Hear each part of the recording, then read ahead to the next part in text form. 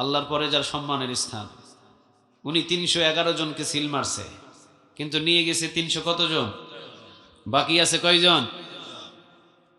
রসুল ৩১১ জন রে সিল মারলেন। ৩১১ জন রে সিল মারার পরে রসুল যখন বললেন প্রস্তুতি নাও, এবার পিছন থেকে আরো ২ জন ছোট ছোট নাবালক শিশুর মতো, তারা বললেন নবী আমাদেরকে বাদ দিলেন কেন? সুবহানাল্লাহ বলেন।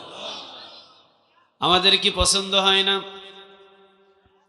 আমাদেরকে কি দেখে আপনার চোখে ধরে না?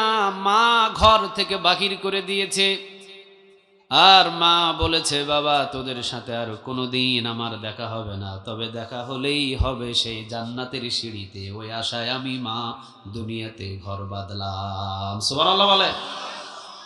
ও নবী, মা তো ঘর থেকে বাহির করে দিয়েছে, এই মুখ তো আর মাকে দেখা